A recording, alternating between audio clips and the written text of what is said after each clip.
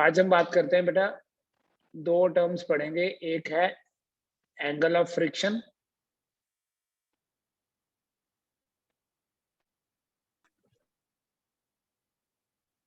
और दूसरी टर्म पढ़ेंगे हम angle of repose. Angle of friction क्या होता है? देखो बेटा, किसी हॉरिजॉन्टल सरफेस पे अगर कोई ऑब्जेक्ट हमने रखा, ये हॉरिजॉन्टल सरफेस है, अगर किसी हॉरिजॉन्टल सरफेस पे हम कोई ऑब्जेक्ट रखेंगे,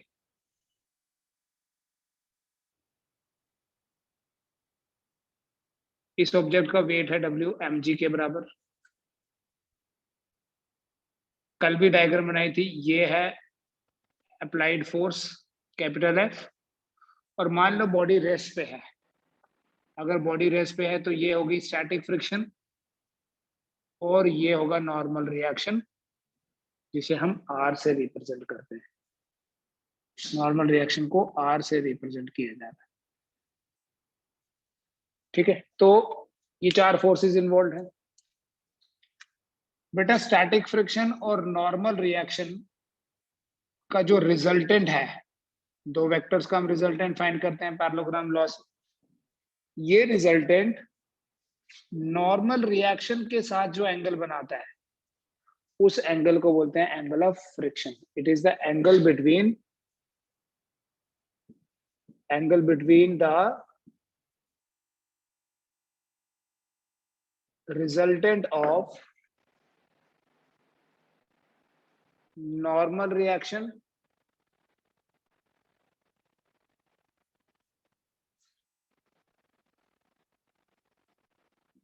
and static friction। किसके बीच में एंगल है? It is the angle between the resultant of normal reaction and static friction. Normal reaction और स्टैटिक फ्रिक्शन का जो रिजल्टेंट है,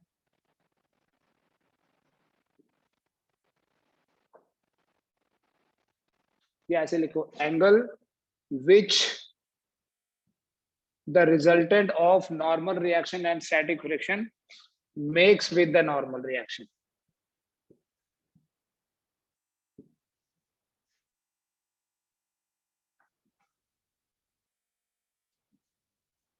is known as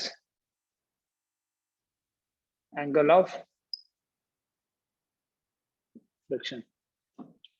It is the angle which the resultant of normal reaction and static friction makes with the normal reaction.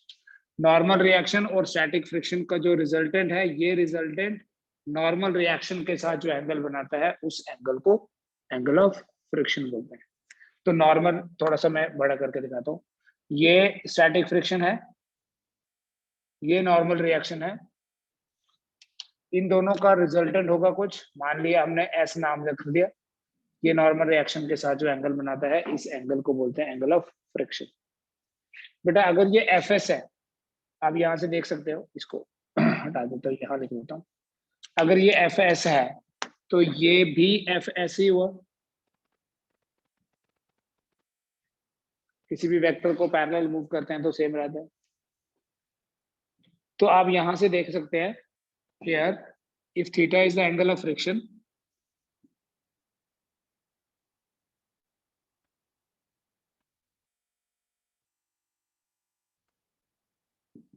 then जो tan theta होगा, that would be equal to fs divided by r। कैसे? Perpendicular by base. देख लो triangle. लेकिन कल हमने पढ़ा कि जो एफ एस है, that is equal to mu S into R. F S किसके बराबर है? Mu S into R. Therefore tan theta will be equal to mu s into r divided by r। r और r cancel हो जाएगा, tan theta equal to mu s। ठीक है, तो क्या बोलेंगे हम? Coefficient of static friction is numerically equal to the tangent of angle of friction. Coefficient of static friction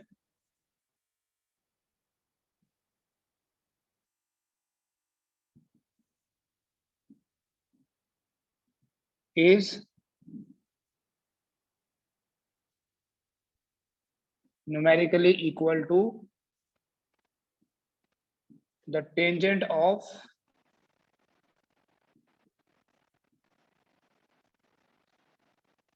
angle of friction.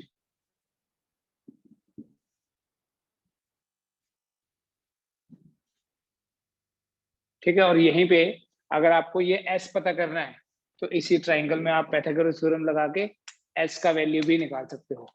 You can also say also S square is equal to R square plus FS square. तो S कितना आ जाएगा?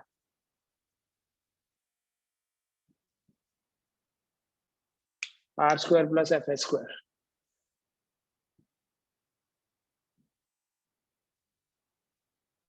ठीक है, ये है बेटा concept of the angle of friction. दोबारा से देख लो, स्टैटिक फ्रिक्शन और नॉर्मल रिएक्शन का जो रिजल्टेंट है, ये रिजल्टेंट नॉर्मल रिएक्शन के साथ जो एंगल बनाता है उस एंगल को एंगल ऑफ फ्रिक्शन बोलते हैं. अगर वो एंगल थीटा है तो tan theta will be equal to Fs by R.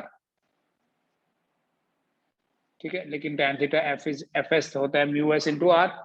तो जब भी आप ऐसे लिखोगे ना tan थीटा, आप बोलोगे थीटा तो फिक्स है लेकिन म्यू s तो वेरिएबल है.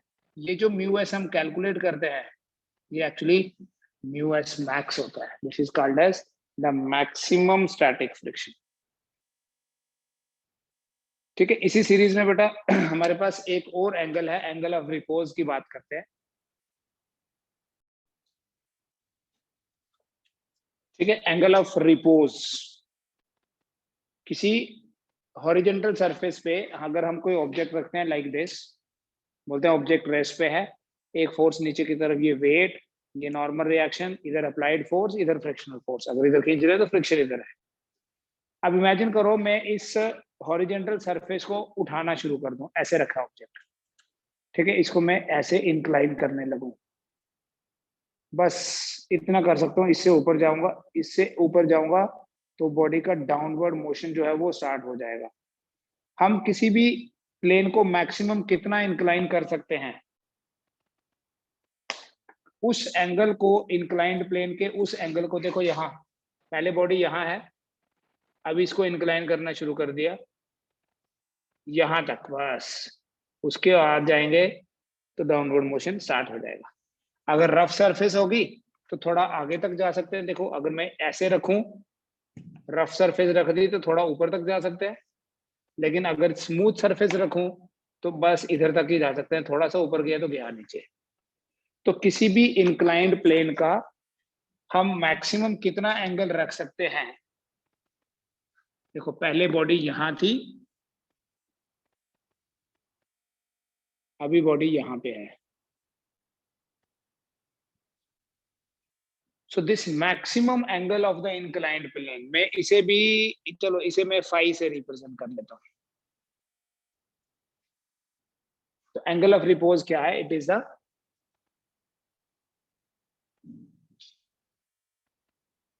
maximum angle of the inclined plane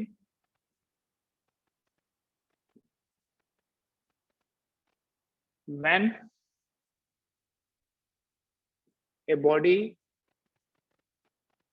placed on it is about to slide. Body placed on it is about to slide down.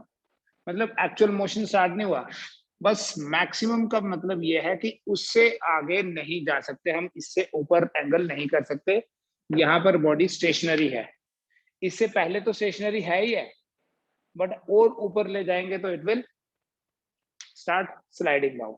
ठीक है, वो नहीं होना चाहिए बेटा. यहाँ जो बॉडी का वेट है, the weight of the body, this is the weight of body mg,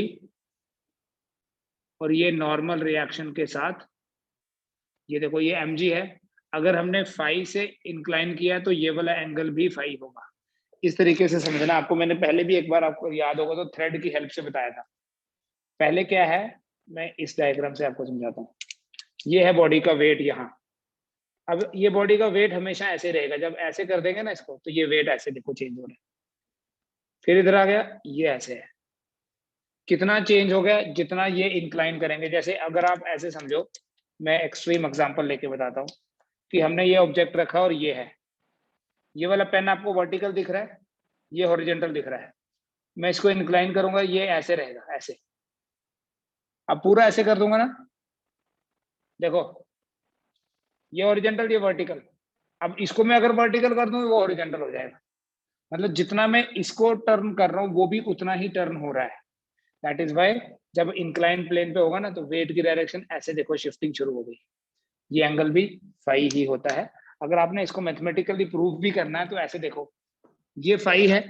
अगर 1 मिनट के लिए मैं ट्राइंगल बना के आपको दिखा दूं, ये नॉर्मल है, इस सरफेस के नॉर्मल है, परपेंडिकुलर है। तो यहां से लेके यहां तक हुआ 90। बेटा ये तो 90 ही है, ये 5 है, तो ये हुआ 90 माइनस 5। हुआ या नहीं? क्योंकि ट्राइंगल के तीनों एंगल्स का सम 180 होता है। This is 5, this is 90, this is 90 minus 5। तो ऑब्वियसली अगर यहाँ से यहाँ 90 माइनस 5 है, तो यहाँ से यहाँ 90 है, तो ये वाला कितना हुआ? 5 हुआ। आपको ये बार बार लिखना नहीं है, यू शुड नो इट कि वेट जो है that will change by the same angle. जो इंक्लाइंड प्लेन का एंगल है, ये है वेट की direction.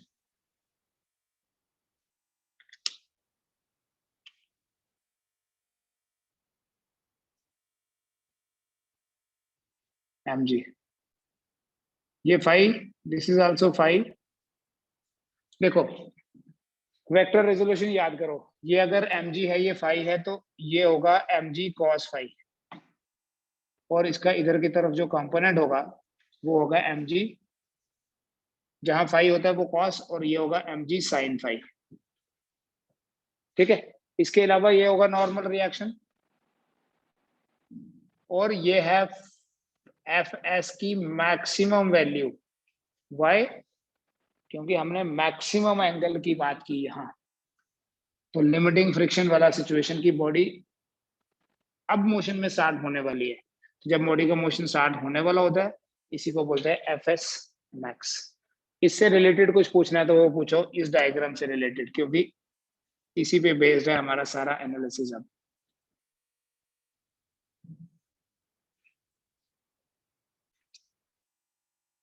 on an inclined plane,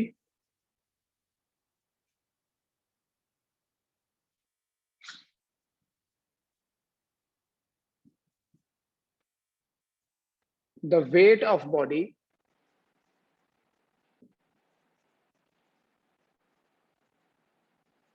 can be resolved into two components. Body के वेट को हम दो कंपोनेंट्स में रिजॉल्व कर सकते हैं। एक होगा mg cos 5, ये mg cos 5 देखो बैलेंस कर रहा है नॉर्मल रिएक्शन को।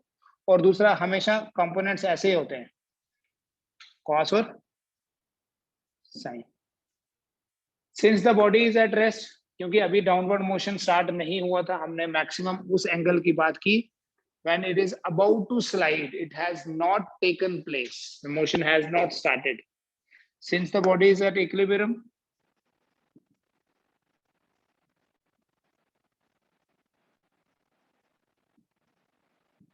therefore mg sin phi is equal to fs max। जितने नीचे उतनी ऊपर, तभी तो नेट फोर्स 0 होगी। And mg cos phi will be equal to r। This is equation 1, this is equation 2। Note कर लीजिए, फिर देखते हैं।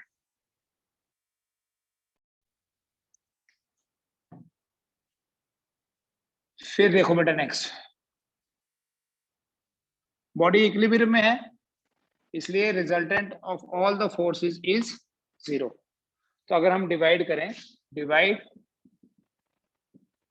इक्वेशन 1 बाय इक्वेशन 2, जब आप डिवाइड करोगे तो आपको मिलेगा therefore mg sin phi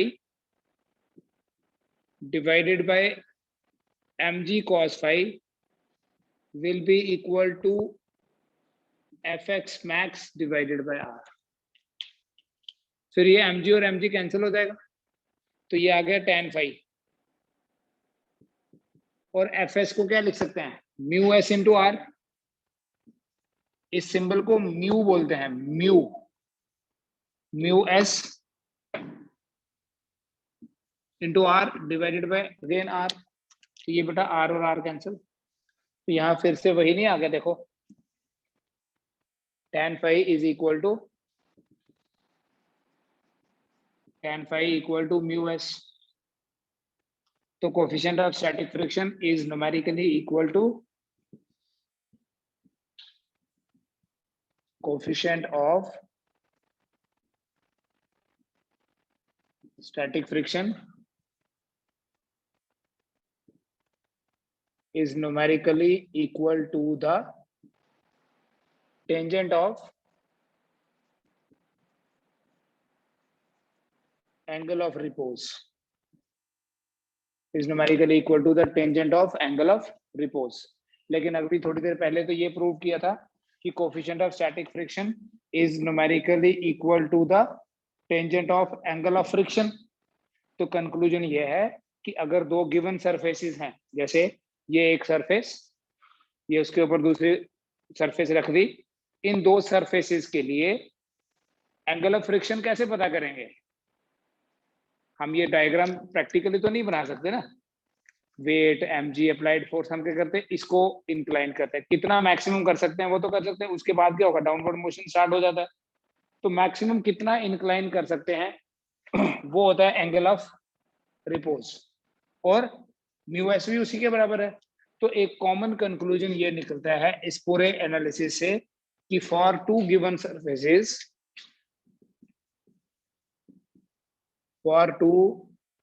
surfaces the angle of friction is numerically equal to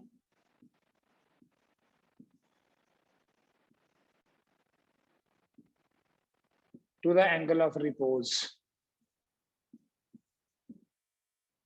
For two given surfaces angle of friction angle of repose के बराबर होता है।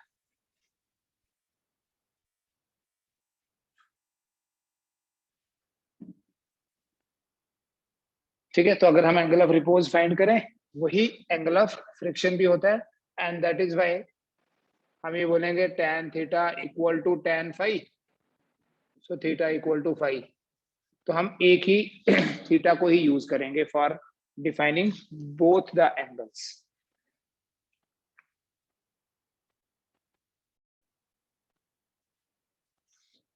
फिर उसके बाद देखें बेटा, डाउनवर्ड एक्सेलेरेशन की बात करते हैं। डाउनवर्ड एक्सेलेरेशन ये इंपॉर्टेंट कॉन्सेप्ट है न्यूमेरिकल्स के लिए। ऑन एन इंक्लाइंड प्लेन, किसी इंक्लाइंड प्लेन पे डाउनवर्ड एक्सेलेरेशन कैलकुलेट करते हैं।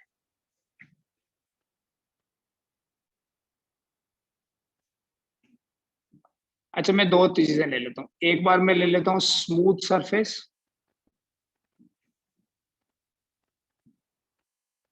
और दूसरी बार मैं ले लूंगा रफ सरफेस।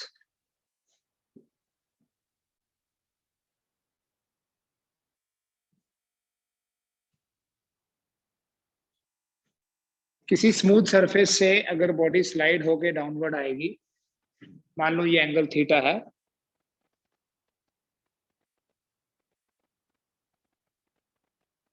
स्लाइड होके बॉडी नीचे आ रही है, ठीक है। स्मूथ सरफेस का ये मतलब हुआ कि ये जो एंगल है ये एंगल ऑफ रिपोज से ज्यादा है, क्योंकि angle of repose is the maximum angle जब तक बॉडी रेस्ट में रहती है। और आगे ले जाएंगे तो बॉडी का डाउनवर्ड मोशन स्टार्ट हो जाएगा। बट यहाँ पर हमने फ्रिक्शनलेस सरफेस लिया है। देखो बेटा, बॉडी का वेट जो है that will be directed downward mg, और ये होगा नॉर्मल रिएक्शन, अगर ये थीटा है ये भी थीटा होगा, this will be mg cos theta, और ये होगा mg sin थीटा। बेटा फ्रिक्शन नहीं है इसलिए आपको इसकी जरूरत नहीं है आगे, इसके अगेंस्ट कुछ नहीं, स्मूथ सरफेस है ना। देखो डाउनवर्ड फोर्स क्या है,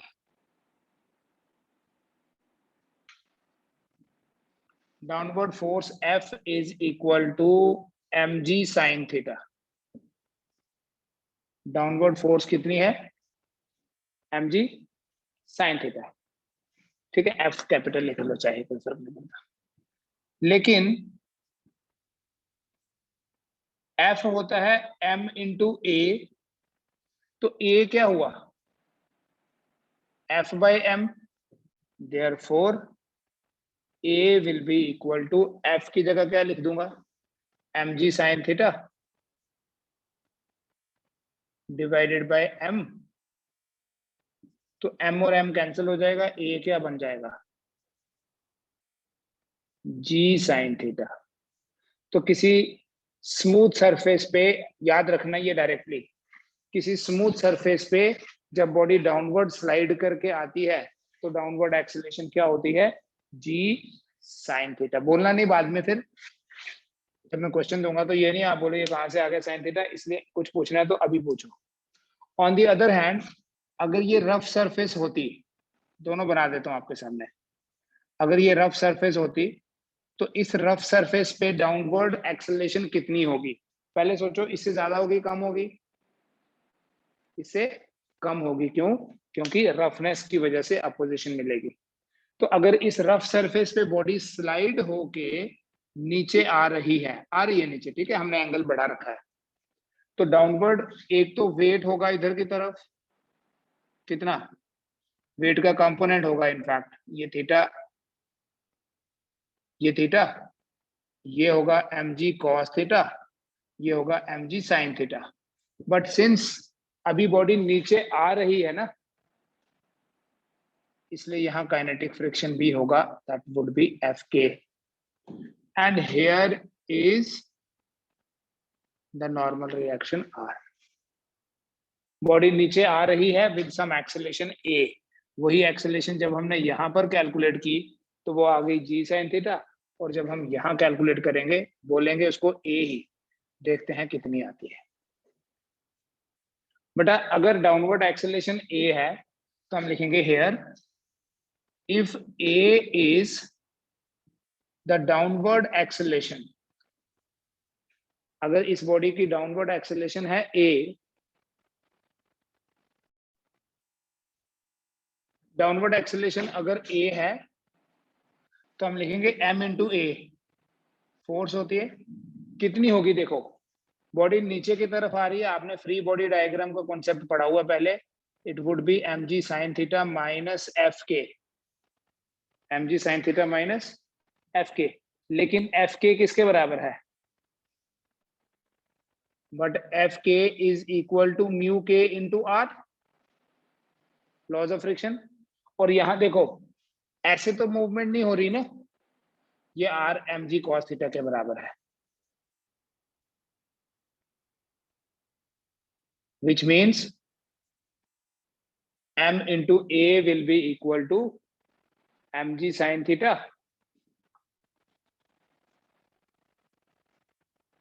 माइनस एफ के की जगह क्या लिख लूं, mu k into mg cos theta.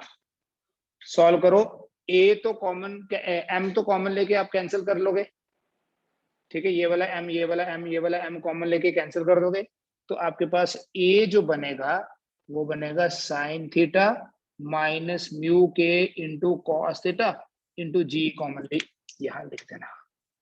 ये डाउनवर्ड एक्सेलरेशन है किस पे, किसी रफ सरफेस पे। इसी से मैं ये बना सकता हूं, कैसे, अगर मैं बोलूं रफ सरफेस है म्यू के हो गया 0, और जब आप यहां 0 पुट कर दोगे ए कितना आएगा, साइन थीटा इंटू जी। ये दोनों चीजें देखो, फिर मैं एक क्वेश्चन दूंगा जिसमें इन दोनों एक्सप्रेशंस का यूज है।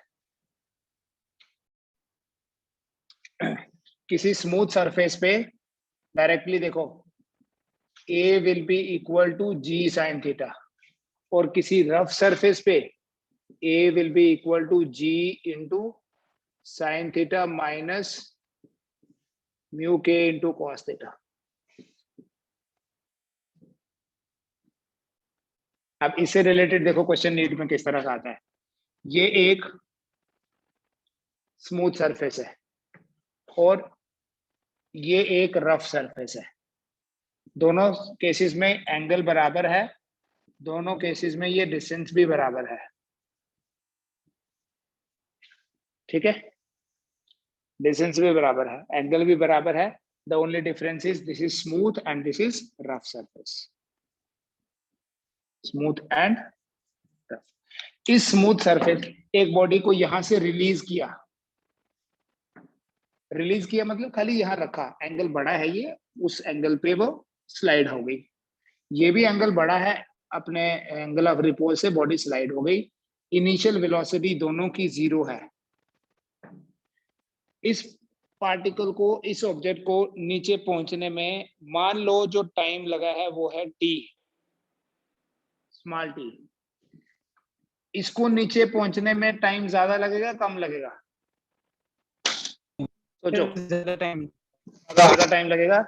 मान लो इसे यहां पहुंचने में जो टाइम लगा वो है n times T, N T, ठीक है। इस ऑब्जेक्ट को नीचे पहुंचने में टाइम t लगा, इसको नीचे पहुंचने में टाइम लगा n टाइम्स t, ठीक है। डिस्टेंस दोनों ने बराबर ट्रेवल किया, इसने ज्यादा टाइम ट्रेवल किया, इसने ज्यादा टाइम लगा नीचे पहुंचने में क्योंकि फ्रिक्शन है, क्योंकि एक्सेलरेशन कम है, यहाँ g sin थीटा और यहाँ ये है। तो बताएं n का एक्सप्रेशन क्या होगा, व्हाट विल बी n, या हम थीटा को n की फॉर्म में कैसे एक्सप्रेस करेंगे। तो दोनों चीजों में, दोनों जो डायग्राम्स हैं एक ही इक्वेशन से सॉल्व करेंगे।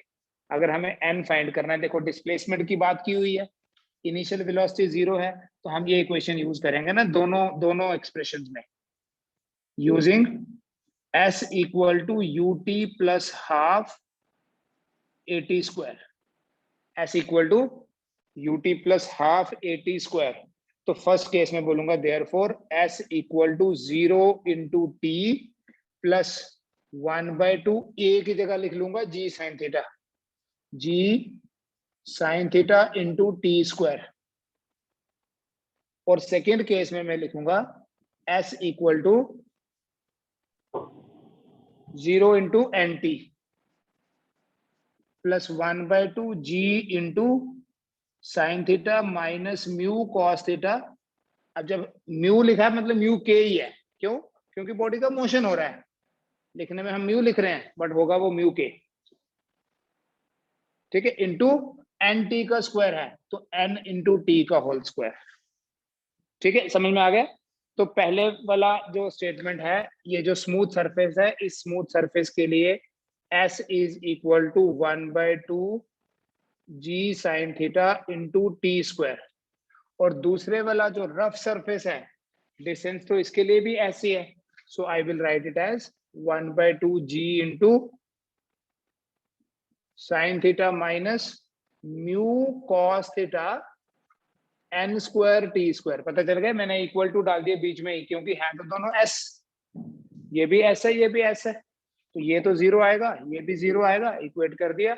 हमें n पता करना, देखो ये 1/2 यहाँ 1/2 के साथ कैंसिल हुआ, ये g और ये g कैंसिल हुआ, ये टी स्क्वायर और ये टी स्क्वायर कैंसिल हो गया, राइट। तो बेटा यहां से आप लिख लोगे therefore sine theta equals to n square नहीं भूलना, sine theta minus mu cos theta. n find करना है तो इधर से ही लिख लूंगा n square equal to sine theta divided by sine theta minus mu cos theta.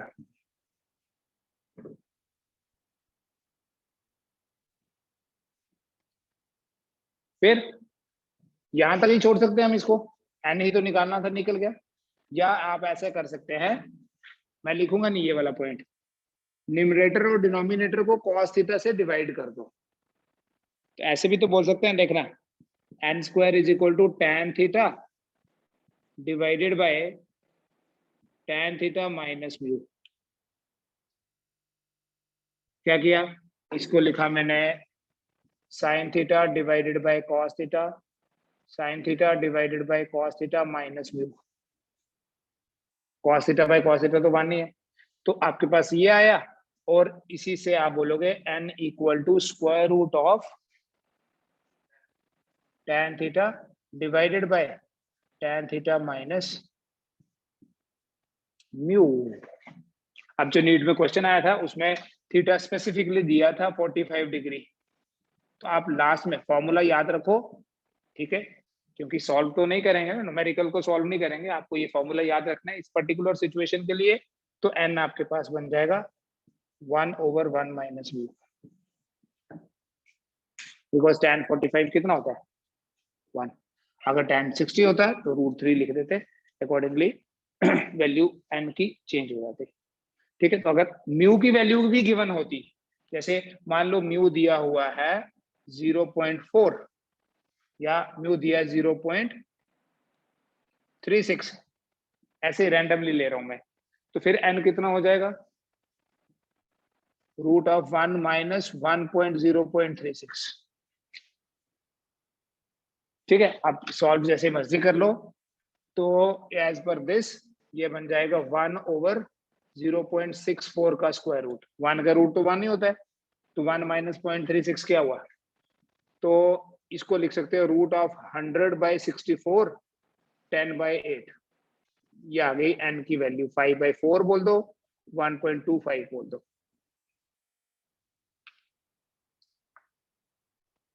ठीक है। तो ऐसे हिट एंड ट्रायल आपको खुद करना है, खुद क्वेश्चंस बनाने हैं, एनसीईआरटी पढ़ें, वहां से एक्सट्रैक्ट करें क्वेश्चंस को।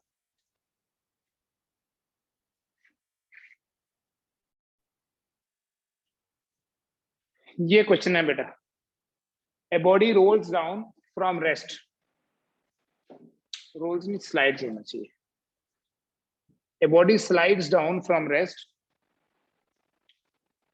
at 30 degree inclined plane whose upper half is perfectly smooth and